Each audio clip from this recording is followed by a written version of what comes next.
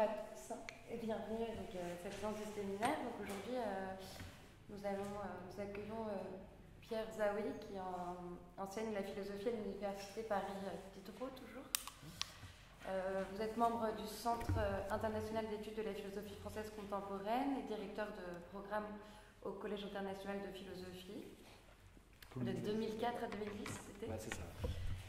Vos recherches portent notamment sur Spinoza, Gilles Deleuze et sur la pensée politique. Et vous écrivez dans de nombreuses revues, dont Esprit, Assarion, Mouvement, peut-être Vacarme, il me semble. Vous êtes membre du comité de rédaction de Vacarme et vous êtes l'auteur de Le libéralisme est-il une sauvagerie en 2007, Spinoza, la décision de soi en 2009, Vivre, c'est croire, portrait philosophique de David Hume, La traversée des catastrophes en 2010 et La discrétion ou l'art de disparaître en 2013. Et aujourd'hui, vous allez nous présenter donc, une conférence sur la haine de la compassion. Oui, la haine philosophique. La philosophie de la compassion. Et avant de vous laisser la parole, j'aimerais bien juste partager mon amour pour ce livre, qui est La discrétion ou l'art de disparaître. Et je pense que c'est un livre qui nous fera tous du bien, qui m'a fait beaucoup de bien dans cette époque où nous vivons un peu le besoin, la nécessité d'être toujours présent, d'être rendu public et visible. Et si on ne l'est pas, c'est comme si on n'existait pas, qu'on n'avait aucune valeur à notre vie. Et j'aimerais bien vous lire juste deux petits passages, deux paragraphes d'ici, pour un peu contextualiser avec notre séminaire, en fait, ce qu'on a évoqué beaucoup souvent ici, les valeurs de nos sociétés, les valeurs qu'il faut promouvoir, qu'il ne faut pas promouvoir, les valeurs auxquelles il faut faire attention dans les institutions, dans la cité. Et en général, on est arrivé avec les séances qui ont été consacrées aux éthiques du Caire à se demander est-ce que en valorisant certaines et pas les autres, on est toujours en train d'avoir un centre et une périphérie dans la société, un centre valorisé, une périphérie auquel on ne prête pas attention, on ne se rend pas compte de l'importance de cette périphérie, et elle est souvent faite par des hommes et des femmes qui prennent soin des autres, de ceux que l'on croit autonomes et indépendants. Et c'est pour cela que j'aimerais bien lire deux passages avant de passer plus spécifiquement à la compassion. Et je pense que ce n'est pas sans lien non plus, la critique de la compassion, un peu avec la critique de la discrétion, ou l'abus de la compassion et de la présence publique.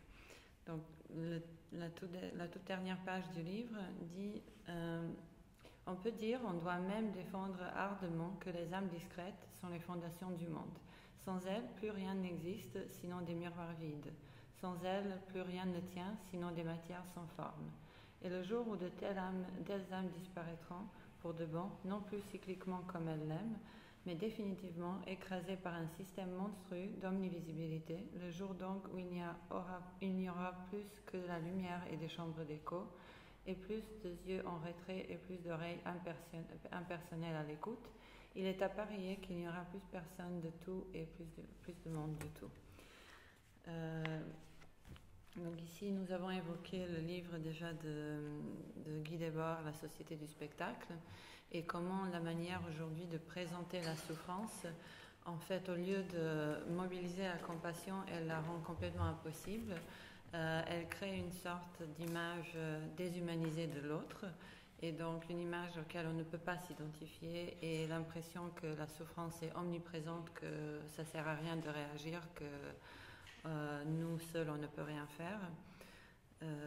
D'où le lien que j'ose faire avec l'autre passage que je voulais lire. Donc, une politique de la discrétion consiste à renoncer complètement à la conclusion pratique de la société du spectacle de Debord, à savoir attendre. Au contraire, les âmes discrètes n'attendent jamais, retirées dans la contemplation, désolées du devenir du monde. Elles s'affairent sans cesse au milieu et auprès des choses et des êtres, telle la marque de Maître Eckhart, ce qui politiquement signifie ceci. Il ne faut jamais attendre pour agir, ni le moment opportun, ni la présence des projecteurs, ni l'apparition d'un mouvement ou d'un événement salvateur. Parce que la discrétion ne dépend pas de l'apparition des êtres et des choses, mais la conditionne. C'est sa puissance et sa modestie, une politique de fourni. Donc encore une fois, je recommande vraiment ce livre et je vous laisse la parole pour nous expliquer d'où cette haine philosophique de la compassion. Bien. Merci beaucoup Zona et Pauline pour votre invitation, pour organiser ce séminaire. Bravo à la technique où j'ai vu tout le site que vous avez, c'est très impressionnant. Quel progrès fait depuis le temps. Bien, donc la discrétion, c'est toujours un peu embarrassant de venir faire parler publiquement. J'ai arrêté de la discrétion, mais c'est un vieux texte. Et là aujourd'hui, on va parler de la compassion, donc c'est plus facile d'essayer d'en parler ensemble. Donc le titre que j'aimerais donner, c'est la haine philosophique de la compassion. Bon, il y aurait 2 exergues, mais je ne dis pas, on en parlera peut-être après. Puisqu'on est à l'Hôtel Dieu, j'aimerais essayer de questionner ce soir un problème que connaissent en un sens tous les médecins et tous les soignants, absolument tous, mais qu'en un autre sens, ils ne connaissent qu'au lieu où ils perdent leur fonction et leur statut, c'est-à-dire au lieu où les médecins ne savent et ne peuvent plus guérir et où les soignants ne savent plus soigner, ne savent plus prendre soin, sinon à la marge et sans retour ni reconnaissance, c'est-à-dire au double lieu du début et de la fin de la maladie létale, au lieu de l'annonce du malheur qui tombe et au lieu de l'impasse thérapeutique terminale pour laquelle même les plus puissants soins palliatifs s'avèrent sinon inopérants, du moins terriblement insuffisants. Problème qui se présente donc ordinairement sous la forme d'un double bind, d'une double impasse plus que bien connue et dont il est pourtant si difficile de sortir qu'on pourrait formuler ainsi. D'un côté, offrir sa compassion, mais au risque insigne d'ajouter l'infamie à la douleur, d'humilier une ultime fois le malade, de le réduire brutalement à ce qu'il est devenu, c'est-à-dire un malade qui n'est plus que malade, une vie nue, une vie réduite à presque rien, dépouillé de toutes ses puissances et de toutes ses capacités de révolte, de critique et d'appel, non pas à la compassion, mais à l'aide. De l'autre, refuser d'abdiquer devant le pathos ou l'émotion, se faire le gardien jusqu'au bout de l'objectivité du diagnostic, assumer que l'impuissance actuelle et circonstanciée de la science ne saurait signifier sa propre impuissance, et donc refuser toute compassion. Mais cette fois au risque non seulement de passer pour un cœur de pierre, mais de briser pour de bon les ultimes forces du malade, en le vouant sans phrase à la mort. Oui, atroce double bind, dans lequel la compassion ne peut être perçue que comme mépris déguisé, et l'absence de compassion comme cruauté irresponsable et inhumaine. J'entends pour l'instant compassion, pitié, miséricorde ou commisération au même sens, il me semble toute la tradition philosophique jusqu'au XXe siècle les a à peu près identifiés et confondus. Disons même qu'un tel double bind, pour laisser au moins un instant transparaître un peu de subjectivité, ne concerne pas seulement les médecins et l'ensemble du personnel soignant, mais aussi bien l'ensemble des malades et de celles et ceux qui les accompagnent, et que moi-même je l'ai connu intimement et extimement, dans ma chair comme dans celle de l'aimer, cette double impasse, en accompagnant dans la fin de sa vie une personne qui me fut chère. Ce n'est toutefois pas au nom d'une telle expérience subjective, qui philosophiquement n'a rigoureusement aucune valeur, que je me permets ici d'intervenir. En première analyse, je me permets d'intervenir face à ce si terrible cas de conscience, que vous connaissez donc tous, au nom de la philosophie classique. J'entends par philosophie classique la philosophie d'avant Rousseau et Schopenhauer, ce qui n'est donc pas toute la philosophie, qui ne comprend en particulier pas du tout les philosophies du Caire, qui je crois vous ont beaucoup occupé dans ce séminaire, mais ce qui fait tout de même beaucoup de monde, des philosophes païens, de Platon et Aristote, en passant par les stoïciens, les épicuriens et les sceptiques, et en allant en un certain sens jusqu'à Montaigne ou Spinoza, des chrétiens, le christianisme n'a pas du tout été, depuis l'Apocalypse de Jean de Patmos jusqu'à Pascal, en passant même par Augustin et par Thomas, n'a pas du tout été la religion de la pitié que Nietzsche a pu décrire, notamment dans l'Antéchrist. Ça a été aussi à mains égards une religion sans pitié, comme la plupart des religions. C'est le cas aussi bien chez les philosophes juifs, chez Maïmonide, chez les philosophes musulmans, chez Averroès. Et d'autant plus que cette longue tradition philosophique a des turiféraires après Rousseau. C'est encore le cas, cette critique de la pitié, on la trouve encore sous différentes formes chez Hegel, chez Nietzsche, chez Arendt, chez Foucault ou chez Deleuze. voilà, j'aimerais vous parler au nom de cette tradition philosophique parce qu'il me semble qu'elle a une solution qui mérite d'être très claire pour sortir d'une telle double impasse. Elle nous apprend, cette tradition philosophique, qu'il ne faut rien céder à la compassion. Qu'il faut y être inaccessible, qu'il faut savoir être sans pitié, qu'il faut savoir avoir un cœur dur, comme dit Nietzsche, et ça depuis le départ, ou encore que la pitié ou la commisération, comme dit Spinoza, est toujours un mal par soi, et toujours inutile, au moins pour celui qui vit sous la conduite de la raison. Évidemment, une telle solution, qui a le mérite de la radicalité, nous paraît aujourd'hui comme un geste de pure barbarie. En tout cas, comme un geste qui nous paraît très éloigné de la sensibilité moderne. Mais comme il s'agit de philosophie, à condition de lui reconnaître forfaitairement un minimum de crédit, il me semble que même parmi les philosophes anciens, même quand ils disent des énormités, ne sont jamais complètement des abrutis, qu'il y a toujours quelque chose à en retirer. On est peut-être obligé au moins de reconnaître qu'une telle position, si elle est barbare, elle ne saurait être totalement idiote. Alors, de quel droit, par quels arguments peut-on ainsi se permettre de rejeter univoquement toute forme de compassion et d'essayer d'éliminer cet affect, pas tous les affects, mais cet affect en particulier, de la haute sphère de la rationalité philosophique.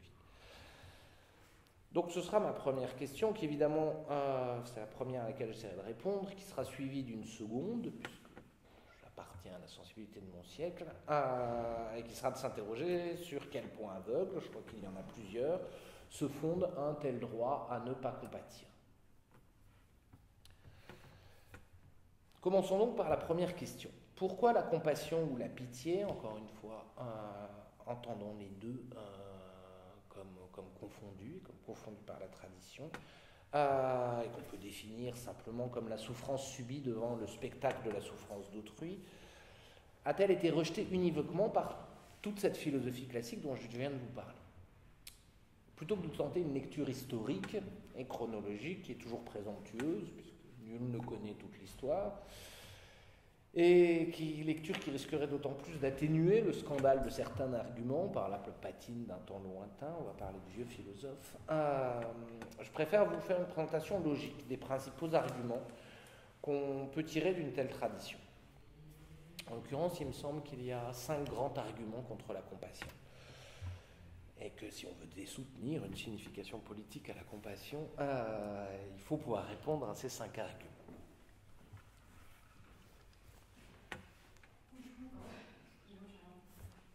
Vous êtes tout excusé.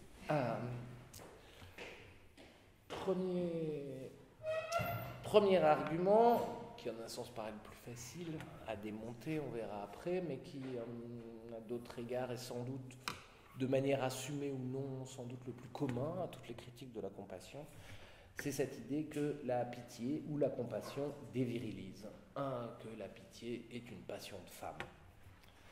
Un homme digne de ce nom ne saurait ni ressentir de la pitié, ni en susciter, fût-ce au risque de sa propre mort, tel Socrate, qui, lors de son procès, dans l'apologie de Socrate de Platon, refuse absolument de susciter la pitié des juges en appelant sa femme et ses enfants venir pleurer sur son pauvre sort. C'est en tout cas, plus précisément, l'argument principal de Platon contre l'épopée et la tragédie. Il nomme même cette attaque l'accusation la plus grave contre la poésie, je le cite. On est en République 10, en 605C et 605E, et j'aimerais vous lire le cœur de l'argumentation socratique qui va pousser Socrate, en tout cas le Socrate de Platon, dans ce dernier livre de la République, à chasser Homère et tous les poètes et les tragédiens de la cité idéale. Écoute-moi et réfléchis, dit Socrate à Glaucon. Les meilleurs d'entre nous, n'est-ce pas, quand nous entendons Homère ou à quelconque des fabricants de tragédies, imiter un des héros qui est plongé dans la souffrance et qui, au milieu de ses gémissements, développe une longue tirade, ou encore qu'on voit ces héros chanter tout en se frappant la poitrine, tu sais que nous y prenons du plaisir, que nous les suivons en nous abandonnant, en souffrant avec eux, et qu'avec le plus grand sérieux, nous louons comme bon poète celui qui sait nous mettre le plus possible dans un tel état.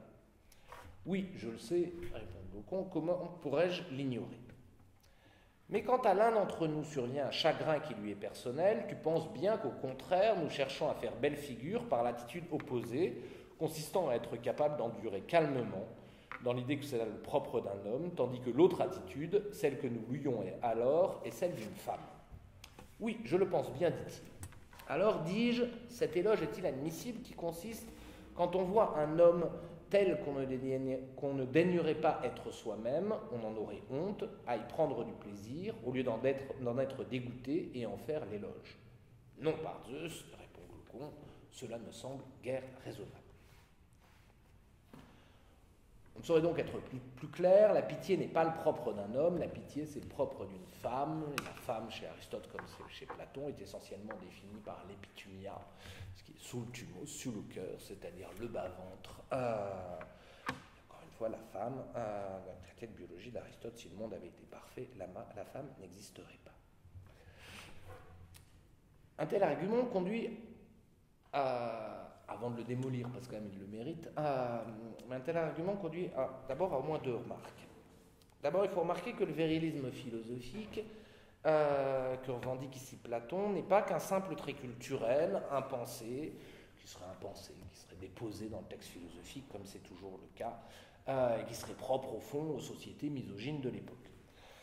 Au contraire, ici, Platon s'insurge contre le cœur de sa propre culture, et il s'agit de chasser Homère de la cité, lui qui faisait pleurer Achille et Priam dans le dernier chant de l'Iliade sur la mort de leurs aimés. Il s'agit de chasser les grands tragiques qui font sans cesse pleurer et s'apitoyer sur leurs héros, sur le pauvre vieillard aveugle qui est devenu Oedipe dans Oedipe à Colonne, sur le pauvre Jason qui perd ses enfants à la fin de Médée, sur les pauvres filles de Danaos venant demander l'hospitalité au risque de la guerre dans les suppliantes d'Échille, etc. Autrement dit, il y a bien une haine proprement philosophique de la pitié, qui est bien plus profonde et bien plus radicale que la haine misogyne des cultures antiques, des cultures grecques ou des cultures juives. Là-dessus, c'est un peu pareil. Pour le judaïsme, je vous renverrai au livre de Samuel, dans lequel Samuel a quand même dépose Saül, parce que Saül n'a pas respecté le commandement de Dieu d'avoir tué tous les ennemis philistins. Il a épargné le roi, il a eu de la pitié pour le roi. Donc pour son semblable, ce qui est une grave faute, il devait les tuer jusqu'au dernier. Et donc il le dépose pour mettre David à sa place. Ça donne une idée à peu près précise de ce que, à l'époque, on entendait par pitié. Plus encore, et c'est la seconde remarque, il n'est même pas sûr que cette haine soit exclusivement propre à Platon. Quand Aristote, dans sa poétique, tente de réhabiliter la poésie, il n'abandonne pas, au fond, cet argument contre la pitié. Il en redéfinit plutôt l'emploi, puisque justement, il va définir la tragédie, non comme ce qui suscite la pitié, ce qui nous donne du plaisir à la pitié, mais comme ce qui nous en purge, c'est le mot médical, qui est un peu un impact dans la philosophie, que Aristote, ce fils de médecin, vient amener, uniquement au chapitre 6 de la poétique et au livre 7 des politiques. Et donc il continue à définir, là pour parler comme Nietzsche, la pitié comme un état maladif et dangereux. C'est Nietzsche qui commente ainsi dans l'Antéchrist. Évidemment, je force un peu sur Aristote, étant entendu que il faudrait prendre en compte ce qu'il dit sur la pitié au livre 2, qui est beaucoup plus modéré, et qui lui laisse une certaine place dans l'éthique traditionnelle au livre 2 de la rhétorique. Mais bon, autant de la poétique, puisqu'on parle ici de la poétique. Ne parlons même pas des stoïciens qui, là-dessus, le plus dur étant sans doute Épictète, mais dès le premier stoïcisme du Portique, condamnait la pitié sous toutes ses formes, au moins jusqu'au De Clementia, de Sénèque, qui fit un grand débat dans les écoles stoïciennes, et qui doit être pensé aussi de manière politique, puisque il écrit cela sous le règne de Néron, ce qui a sans doute un certain sens. Donc, premier argument, c'est un truc de gonzesse. La pitié, donc c'est pas digne d'un vrai philosophe.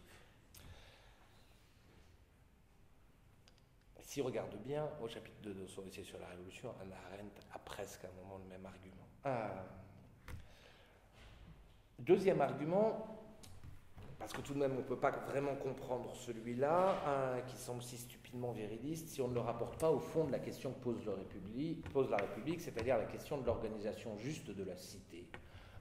L'organisation juste de la cité qui suppose de faire appel à un certain nombre de violences, à faire appel à l'exposition des enfants, au livre 2, ce qui n'est pas une mince affaire, à faire appel au noble mensonge, au livre 3, à faire appel à l'ostracisation, qui n'est pas propre là, à la République de Platon, qui est tout aussi propre à la démocratie athénienne. Il n'y a pas de démocratie chez les Athéniens sans ostracisation, et à l'expulsion notamment des poètes dans le dernier livre. Donc ce second argument, c'est avant tout un argument politique, et qui est un peu plus fort que le précédent. C'est quoi cet argument politique? Très simplement, c'est l'idée que compatir est un danger permanent pour l'homme d'État. Parce que cela risque à chaque instant de lui faire confondre l'intérêt particulier et le bien commun, ou mieux traduit, l'avantage commun.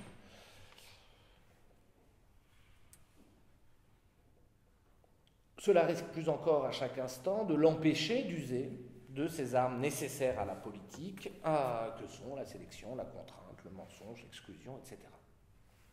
Alors, cette vérité qu'on trouve chez les anciens, et là il y a une parfaite continuité, on a tendance à opposer politique des anciens, politique des modernes, il y a une parfaite continuité de Platon à Bismarck, me semble-t-il, en passant par Machiavel. La pire faute en politique n'est pas l'indifférence ou l'insensibilité, mais la faiblesse.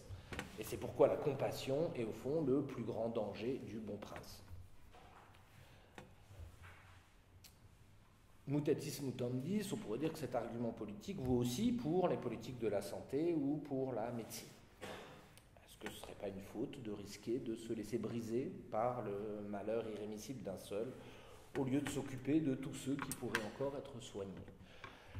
Est-ce que ce n'est pas une faute aussi de trop penser à la compassion et du même coup de perdre de vue que l'on ne peut soigner personne sans en sacrifier d'autres, entendu que ceux qui ont besoin de soins sont toujours plus nombreux que ceux à qui on peut les dispenser. Ce second argument politique est en fait adossé à un troisième, dès le texte de Platon, et il me semble dans toute la tradition, et cette fois, argument qui n'est pas politique, mais qui serait proprement épistémologique. L'enjeu, c'est que non seulement c'est mauvais pour la politique, mais c'est mauvais pour la vérité, la compassion. La compassion ou la pitié brouille l'esprit de celui qui l'éprouve, en lui faisant confondre le particulier et le général, le fait et le droit, soi et l'autre, encore en termes stoïciens, ce qui dépend de soi et ce qui ne dépend pas de soi, le présent et l'avenir. Bref, la compassion obscurcit toutes les distinctions constitutives de la rationalité, et en particulier la distinction fondamentale entre essence et apparence. Car toute pitié, alors on en reparlera sans doute après, puisqu'on n'est pas entièrement d'accord, mais c'est très bien. Car toute pitié, me semble-t-il, vient du spectacle de la souffrance d'autrui, et dans une telle épreuve de spectacle, on risque donc toujours de confondre le fait de la douleur et sa représentation ou sa mise en scène. À l'horizon, on pourrait même dire que toute pitié est une sorte d'illusion transcendantale qui nous fait croire que l'on peut effectivement souffrir la souffrance d'autrui, alors que l'on ne fait que, dans le meilleur des cas, que s'apitoyer sur sa représentation plus ou moins faussée. Autrement dit, pour qui vit sous la conduite de la raison, je reprends les termes de Spinoza, proposition 50, quatrième partie de l'éthique, la pitié est toujours un mal en soi et inutile. Et pourquoi la pitié est toujours un mal en soi et inutile? Parce que la pitié, puisqu'elle empêche la distinction, la pitié rend idiot.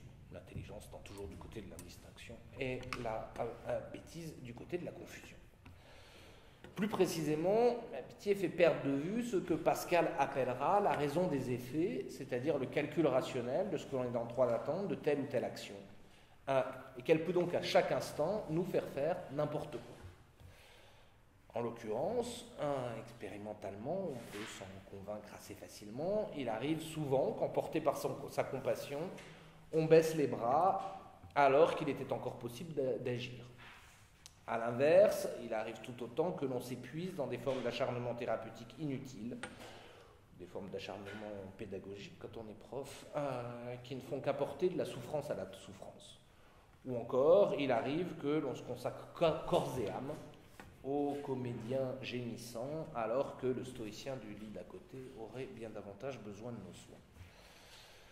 Rejeter toute compassion quand on vit sous la conduite de la raison ne signifie donc pas une absence complète de bienveillance. Il y a une bienveillance rationnelle pour Spinoza. Mais cela signifie que tout ce que l'on fait par commisération, on pourrait le faire mieux, plus justement, plus lucidement et plus efficacement en étant guidé par sa seule raison. C'est-à-dire en étant guidé par la seule recherche de son utile propre, qui est l'une des définitions spinozistes de la rationalité, et en éprouvant donc non de la tristesse, puisque la pitié est une sorte de tristesse, mais en éprouvant de la joie du travail bien fait, la joie de prendre soin de l'autre, la joie d'assumer son égoïsme bien compris, qui exige que je gagnerai toujours à avoir des autres vivants plutôt qu'à régner sur un cimetière. L'héritier d'une telle tradition dans le domaine de l'art, ce serait évidemment alors Samuel Beckett, un des gros critiques de la compassion, pour qui, au lieu même de la compassion la plus intense, l'enjeu de l'art est toujours de faire surgir le grand rire exterminateur de toute tristesse. Alors, on touche là sans doute au cœur de l'argumentation classique. La pitié n'est jamais bonne parce que le pire des maux n'est pas l'insensibilité ou n'est pas l'indifférence, mais le pire des maux est la bêtise. On a le droit d'être brutal avec un malade, un souffrant ou un aimé ou un proche, mais on n'a pas le droit d'être bête, en tout cas d'un point de vue philosophique. Parce qu'à croire préférer les hommes à la vérité, pour parler encore comme Platon, là au début du livre 10, on perdra en vérité les deux. Alors, cela vaut évidemment dans le domaine politique, mais cela vaut aussi bien du point de vue de la relation interindividuelle. D'où le fait que la pitié n'est pas seulement une faute politique et intellectuelle, mais c'est aussi bien une faute morale. Et c'est le quatrième argument, et c'est même encore une faute éthique, et ce sera notre cinquième argument. Admettons en effet la distinction que fait Ricoeur, dans ce même comme un autre, entre morale et éthique. La morale relèverait de la déontique, des devoirs vis-à-vis d'autrui, à l'horizon la morale, ce serait le kantisme, tandis que l'éthique relèverait du téléologique, de la recherche de la vie bonne, sous le signe de la vie bonne ou de la vie accomplie, c'est pas comment on traduit daimon, sous le signe des actions estimées bonnes, nous dit Paul Ricoeur, c'est-à-dire à l'horizon la philosophie aristotélicienne. Mais commençons par le premier enjeu. Bon, c'est une définition que fait Ricoeur, Deleuze en a une autre, on n'est pas obligé de distinguer entre éthique et morale, puisque étymologiquement l'un est la traduction latine de l'autre. Et on peut très bien identifier les deux. Évitons d'emblée les querelles de mots sur cette question, j'y tiens pas plus que ça. Mais si on l'admet, commençons par la question morale. En quoi la pitié serait une faute morale? Donc la pitié, c'est pas simplement une faute politique, de politique qui est trop faible, qui aurait mieux fait d'être un médecin ou soignant, plutôt comme politique. Mais c'est une faute morale, c'est-à-dire tout le monde, tous ceux qui éprouvent de la pitié, se conduisent mal. On insiste en effet généralement, comme on vient de le faire pour l'argument précédent, sur le caractère spectaculaire de la pitié et sur l'élément de fausseté inhérent à tout spectacle. Mais il y a aussi dans le spectacle de la pitié ou de la compassion, non pas qu'un élément spectaculaire, mais aussi un élément spéculaire qui me semble tout aussi important. Tout autant qu'un spectacle, la pitié ou la compassion est un miroir que l'on tend à l'autre sur sa souffrance. Or, que peut voir le souffrant dans le miroir que lui tend la pitié? Il peut voir essentiellement qu'il est pitoyable, qu'il n'y a plus en lui de joie d'amour et de la vie, qu'il n'y a plus en lui de puissance d'affirmation, et donc qu'il n'est plus capable que de répandre la tristesse autour de lui. Faute morale, c'est avec sa propre compassion, avec sa propre douleur et sa propre tristesse, c'est le risque d'embarquer l'autre et d'embarquer le malade ou le souffrant dans un cercle de souffrance qui serait un cercle sans fin. Plus encore, la souffrance est souvent encore une puissance d'affirmation, un cri vital, une ultime manière de montrer son attachement à la vie. La pitié, lui, renverrait donc, au contraire, l'image d'un cri de mort, d'une vocation à la mort. La souffrance serait tout autant appel à l'aide, désir éperdu d'échapper à cette souffrance. La pitié réenfermerait le souffrant dans sa souffrance, lui annoncerait qu'il n'y a plus que souffrance à l'extérieur comme à l'intérieur, puisqu'il lui présenterait le visage même, de sa propre souffrance. Enfin, la souffrance est peut-être toujours l'affirmation d'une singularité. Il me semble que quand on a mal, on a presque toujours mal comme on n'avait jamais eu mal. Le mal est rarement une expérience banale, même quand on se fait une égratignure à son doigt. Pour parler comme Hume, on a l'impression que, pour parler comme Frédéric Worms, que c'est la plus grande catastrophe du siècle. Donc c'est une épreuve terrible, surtout si on parle des souffrances un peu supérieures à celle de l'égratignure à son doigt, mais c'est au moins, et toute souffrance a au moins le mérite de nous faire éprouver du nouveau et du singulier. Or, le miroir de la pitié efface toute cette singularité et la rabat sur l'expérience la plus banale et la plus commune de l'humanité. Car au fond, il n'y a rien de plus banal que de souffrir, et il n'y a rien de plus banal que de mourir. Comme dit Nietzsche, même les femmes y arrivent. Ouais, je provoque. C'est pour préparer la suite. Voilà donc en quoi la pitié est immorale. Et il est peut-être vrai, on doit peut-être reconnaître de ce point de vue-là, que l'on ne mesurera jamais assez, en tout cas jamais assez précisément, le mal que les compatissants peuvent apporter à ceux qui souffrent pour de bon. En radicalisant l'argument, on arrive même là clairement sur le terrain de Nietzsche, qui voit dans la pitié non seulement une faiblesse, mais une arme des faibles contre les forts, et une arme faite des pires matériaux, faite de cruauté, de raffinement dans la cruauté, de ressentiment et de culpabilité. La vérité de notre empathie pour les souffrants, ce serait d'abord notre haine envers tous ceux qui sont encore vivants et qui défendent les valeurs de la vie. La joie, le combat, la puissance, la victoire, le mépris, le léger mépris, dit Nietzsche, pour toutes les formes de désintéressement, etc. De ce point de vue, la pitié serait donc deux fois immorale. Immorale du point de vue de la morale standard, puisqu'en s'apitoyant, on ne ferait que rabaisser celui ou celle que l'on croyait relever ou consoler, et immorale même du point de vue d'une morale aristocratique, en tout cas du point de vue de la morale aristocratique de la vie, que Nietzsche peut chercher de son côté.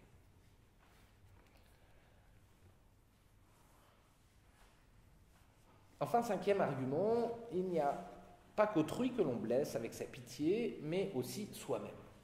Là, ce serait l'argument éthique, encore une fois, à condition de définir l'éthique simplement par la recherche téléologique de la vie bonne pour soi. Le cinquième argument, il peut en un sens se formuler très simplement. La pitié n'étant qu'une forme de tristesse, exactement, si on reprend la définition 18 des affects de la troisième partie de l'éthique, une tristesse qu'accompagne l'idée d'un mal arrivé à un autre que nous imaginons semblable à nous, comme dit Spinoza, une tristesse accompagne l'idée d'un mal arrivé à un autre que nous imaginons semblable à nous, après la même définition chez Hume, chez Adam Smith, chez Rousseau. Donc, si on admet que la pitié n'est qu'une forme de tristesse, en éprouvant de la pitié, on ne fait qu'ajouter de la tristesse à la tristesse. Non seulement on ne donne rien à l'autre, mais au fond, on se détruit soi-même, puisqu'en termes spinozistes, la tristesse est une diminution de notre puissance d'affecter et d'être affecté, c'est une diminution de notre puissance d'agir, et à l'horizon de la tristesse, il y a exclusivement la mort. En croyant en l'autre, on ne fait donc qu'oublier de vivre, là, pour parler comme Goethe. Et c'est là, au fond, un argument qui peut s'étendre à l'humanité tout entière. L'humanité mourrait à coup sûr si l'on était capable de compatir à tous les maux qui frappent les hommes. De ce point de vue-là, c'est l'un des dangers de la pitié, ça risque d'être un sentiment épidémique qui nous fait perdre totalement le désir de la vie. Est-ce qu'on pourrait vivre, se parler, là simplement, si on compatissait vraiment avec ce qui se passe actuellement en Syrie, avec ce qui se passe dans un département d'oncologie pédiatrique? Je ne suis pas sûr du tout. Et que notre indifférence est la condition aussi de notre vie, de ce type de discussion, etc. En un autre sens, un tel argument est bien plus compliqué que simplement de dire que la pitié rajoute de la tristesse à la tristesse, car le pire pour soi dans l'épreuve de la pitié n'est peut-être pas seulement ni prioritairement dans la tristesse qu'elle nous apporte, mais dans le brouillage complet de l'image de soi qu'elle risque d'induire. Car l'analyse lucide de son sentiment de pitié a toutes les chances de détruire pour de bon toute estime de soi, et l'estime de soi étant à mains écarts, le sel de la vie ou quelque chose comme ça, ou d'approchant, en tout cas quelque chose d'important pour vivre pas trop mal. Qu'est-ce qui ne se mêle pas en effet dans un tel affect de compassion, de pitié? Il y a sans doute toujours un peu d'hypocrisie, au sens propre de l'hypocritos, d'être sous le masque. Il y a toujours de l'hypocrisie dans la pitié, autant que chez celui qui suscite la pitié. Dans les douleurs ultimes, on ne suscite même plus de pitié. On est passé à un autre stade, parce qu'il y a toujours du spectacle. Et donc de l'hypocrisie au sens propre et de l'hypocrisie au sens commun du terme, parce que l'on ne souffre sans doute jamais autant qu'on le prétend, ou même parfois jamais autant qu'on le souhaiterait. On peut encore trouver, plus encore et surtout, dans la pitié, mille et une jouissances secrètes et inavouables.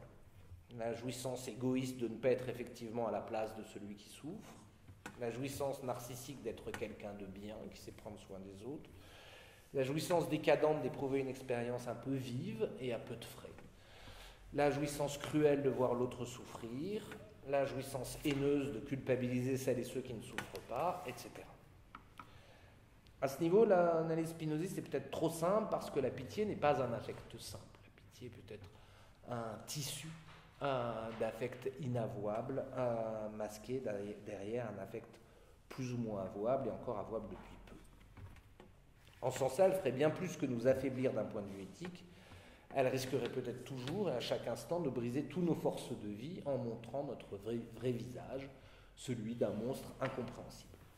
Ici, plutôt que Spinoza, il faudrait essayer de réfléchir le problème dans les termes d'un Pascal ou d'un Nietzsche, pour comprendre le caractère résolument anéthique du sentiment de la compassion.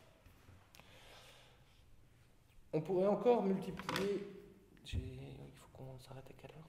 Quand vous souhaitez, on laisse un peu de temps pour la discussion avec les autres. D'accord. On pourrait sans doute multiplier, peut-être que vous en avez d'autres, peut-être que ça viendra dans la discussion, d'autres arguments, mais il me semble quand même que la barque est déjà assez pleine. Donc, du point de vue de la philosophie classique, la pitié ferait de nous des femmes, des irresponsables politiques, des imbéciles, des êtres immoraux et des êtres sans éthique. C'est déjà pas mal, me semble-t-il. Peut-on toutefois se satisfaire d'une telle charge contre la pitié et la compassion, jusque-là confondues? Déjà d'un simple point de vue phénoménologique, d'un simple point de vue de la description phénoménale de ce que c'est que voir de la pitié, en ressentir ou en faire l'épreuve, un doute surgit très très vite. Par expérience, la pitié est aussi très souvent l'expérience d'une douceur, d'un fugace sentiment de paix, comme dit Dickens dans une nouvelle, quelque chose de doux passe à un moment du cœur des soignants au cœur des patients, d'un partage, sinon heureux, du moins humain, et en tout cas éphémère. Autrement dit, le premier doute que jette l'expérience la plus ordinaire de la compassion sur cet acharnement philosophique à se vouloir sans pitié vient d'abord d'une question d'échelle. N'est-ce pas trop lui accorder que d'en faire un tel danger, d'en faire un affect toujours mauvais, d'en faire une faiblesse, voire une cruauté dissimulée? Est-ce qu'au fond, la pitié, ce ne serait pas bien moins que la profondeur humaine, trop humaine, de nos cloaques affectifs, à la manière de Nietzsche?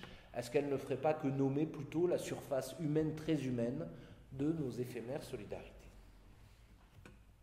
On pourrait tenter ainsi, en tout cas, suite à ce doute, de renverser un à un les arguments précédents, au moins au sens propre de renverser, c'est-à-dire les retourner sans les supprimer complètement.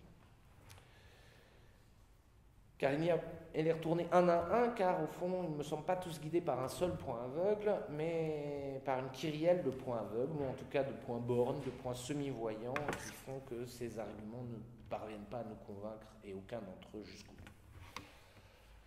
Donc commençons par le premier argument. La pitié serait une passion de femme, plutôt que de vouloir supprimer entièrement cet argument et de dire que non, c'est une passion universelle qui touche autant les hommes que les femmes, est-ce qu'on ne pourrait pas justement le retourner et affirmer que c'est peut-être une passion de femme, mais c'est donc une très belle et très raffinée passion qui ne viendrait pas du tout de l'épithumia, ce lieu auquel Platon ou Aristote veulent réduire les femmes, mais au contraire qui viendrait d'une compréhension profonde, complexe, peut-être immémoriale, de la douleur humaine. En l'occurrence, il me semblerait que dans cette passion compassionnelle, et si on l'envisage justement du point de vue des femmes, qu'elle consisterait avant tout à assumer le caractère double de la compassion, et en l'occurrence assumer d'un côté son caractère irréductiblement spectaculaire, et accepter de jouer le jeu de ce théâtre de la compassion.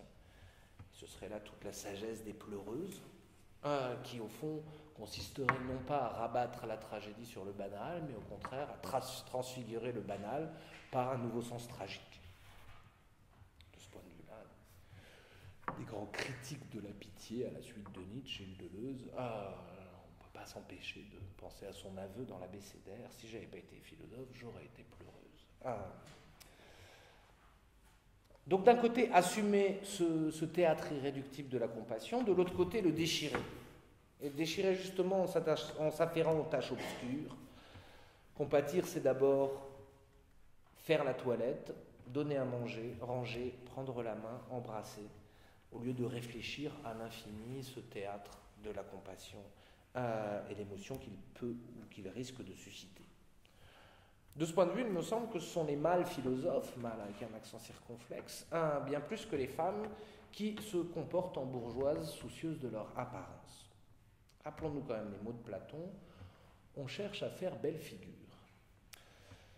Ce sont les femmes, ou ce seraient les femmes au contraire, qui feraient preuve de bien davantage de courage en assumant ce double geste contradictoire du théâtre de la compassion, un double geste qui consisterait à le porter et à le déchirer, à la fois à le jouer et à le déjouer.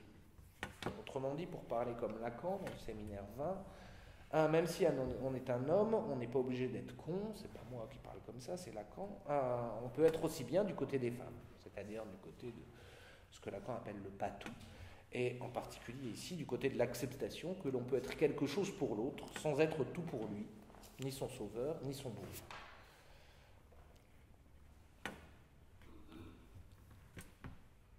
Donc, la pitié, passion de femme, très bien, mais au bon sens du terme.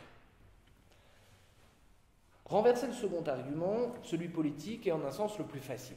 Carol Killigan et la plupart des philosophes du Caire l'ont très bien fait.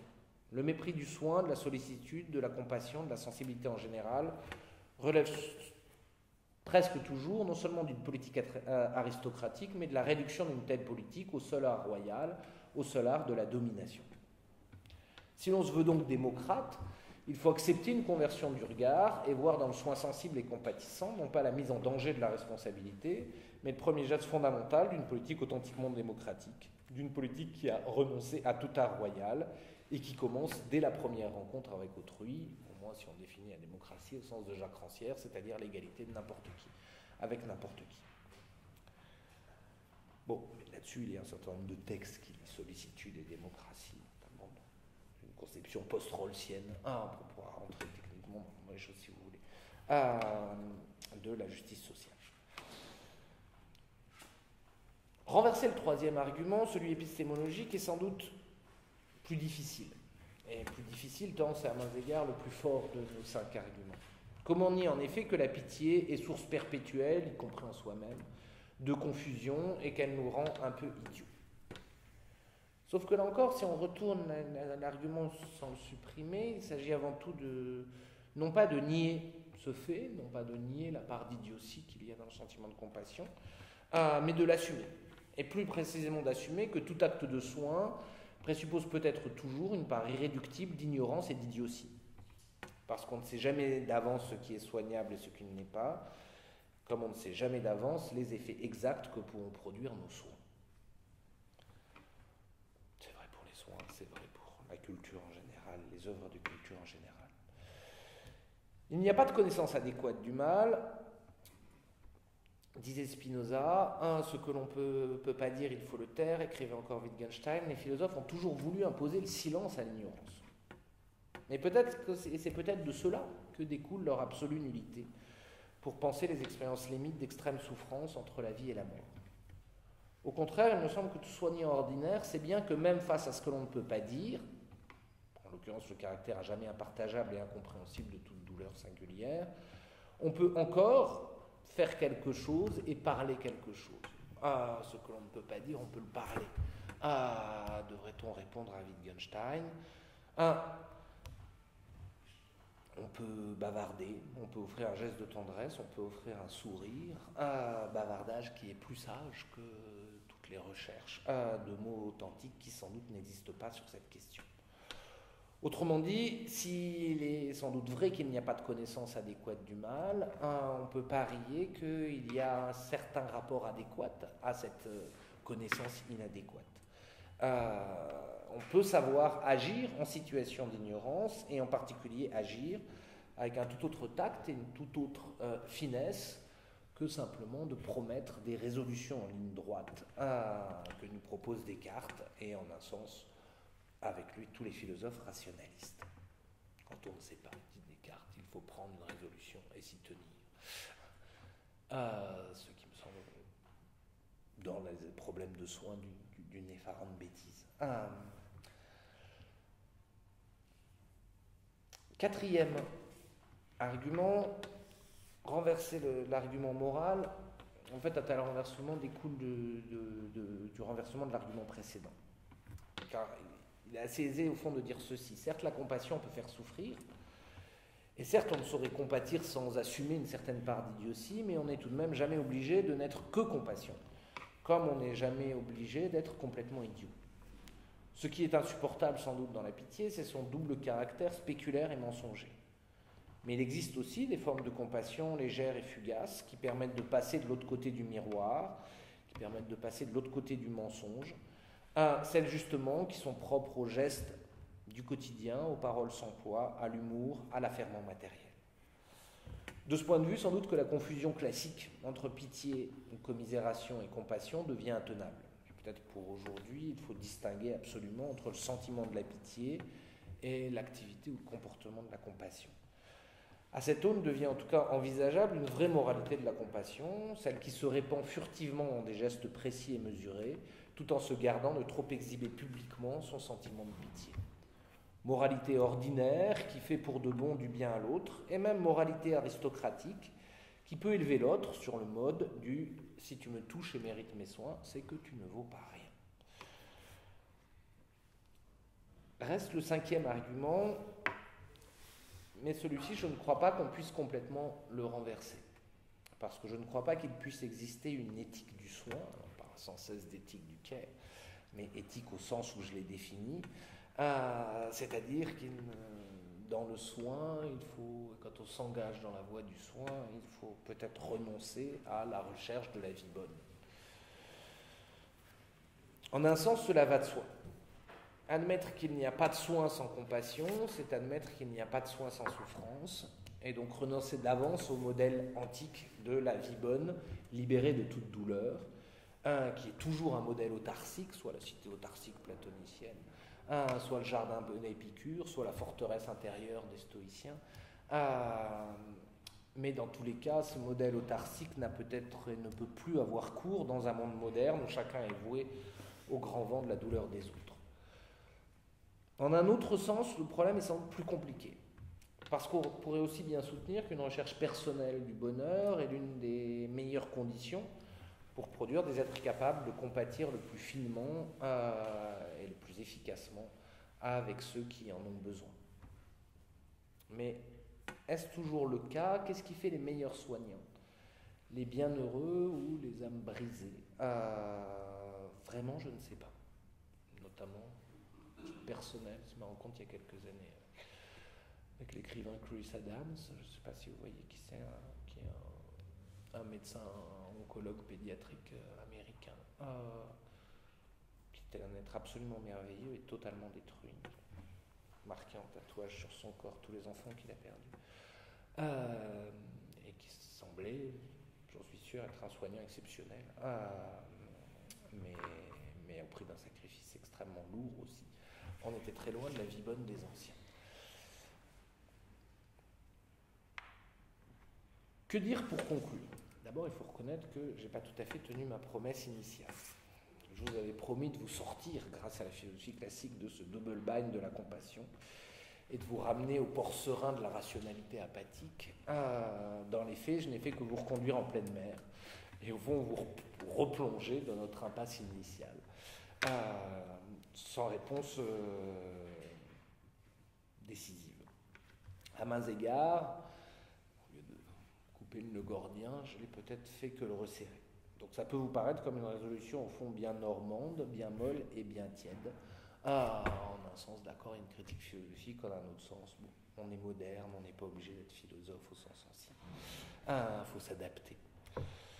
Il me semble pourtant qu'il s'agit de tout l'inverse que d'une solution molle ou d'une simple solution conciliatrice. Il s'agit peut-être au contraire de s'exhorter à maintenir vivace l'expérience brûlante et irréconciliable de la souffrance et de la mort. La position classique, en effet, la haine univoque de la pitié et de la compassion, est peut-être intenable en dernière instance, non parce qu'elle serait trop radicale ou trop inhumaine, mais parce qu'elle est peut-être finalement trop molle et trop confortable à sa façon. Il y a toujours quelque chose de petit bourgeois, en tout cas de petit, de tiède, de lukewarm, comme dirait Beckett, dans le fantasme de l'impitoyable.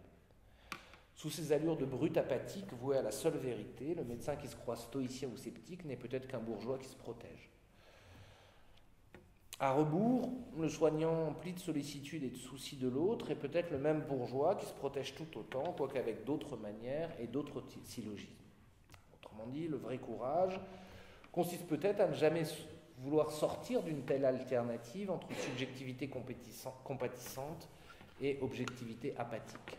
Peut-être faut-il accepter que l'autre souffrant, l'autre mourant, attend de nous autant une compassion infinie qu'une absence de compassion, autant quelques gestes et quelques mots justes qu'un peu de distance et de silence, et donc accepter que se confronter à son expérience sera toujours se confronter à une brûlure qui ne nous laissera jamais indemnes, non seulement parce qu'elle est terrible, mais d'abord parce qu'elle nous plonge dans ce gouffre qui à la fois sépare et conjoint l'essentiel, ce qui fait de nous des hommes et non des monstres, et l'inessentiel, le banal, le dérisoire, le fait que les hommes meurent, souffrent et qu'aucune médecine comme aucun soin ne sauront jamais y remédier. En tout cas, on peut l'espérer.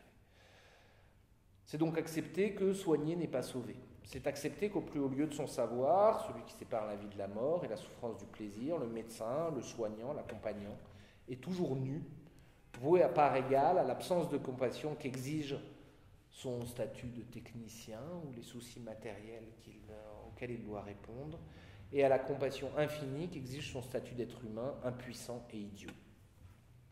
En bref, être soignant, ce devrait signifier accepter l'équivocité irréductible du sentiment de pitié comme de l'exigence compassionnelle, accepter de porter les deux à la fois, c'est-à-dire accepter de n'être ni Dieu ou surhomme, ni prêtre ou compatissant professionnel, accepter d'être simplement homme ou citoyen. Je vous remercie de votre attention.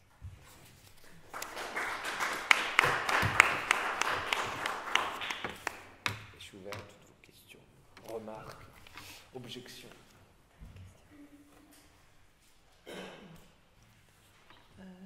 Juste une petite exception pour aujourd'hui. Virginie. Virgile a sa fille, si j'ai bien compris, qui passe à la Philharmonie ce soir.